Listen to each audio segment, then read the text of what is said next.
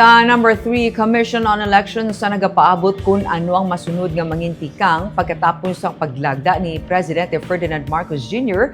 sang pag-postpone sang barangay kag SK election. Samtang Governor Eugenio Lacson ang pabor sa pagtugot sa mga barangay officials karon nga makapangalagad sang isa pagid katuig.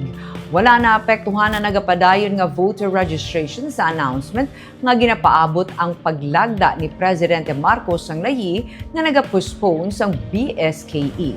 Inisuno kay COMELEC Regional Director Attorney Lionel Marco Castellano nga nagsiling nga madamo sa gihapon na nagapila para magparehistro. Sa Negros Occidental sa ikatlo nga adlaw sang voter registration, may 5,899 ang nagpila sa COMELEC para sa nagkalain-lain nga transaction. Suno kay Castellano, ginapaabot man na paglagda sa presidente sa August 12, pero ginabantayan man nila kung bala may maga-question sang amo nga tikang sa Korte Suprema kag kung anuman ang mangin desisyon sang Korte Suprema diri. Kaangay na lamang sang pagpapanaog sang temporary restraining order.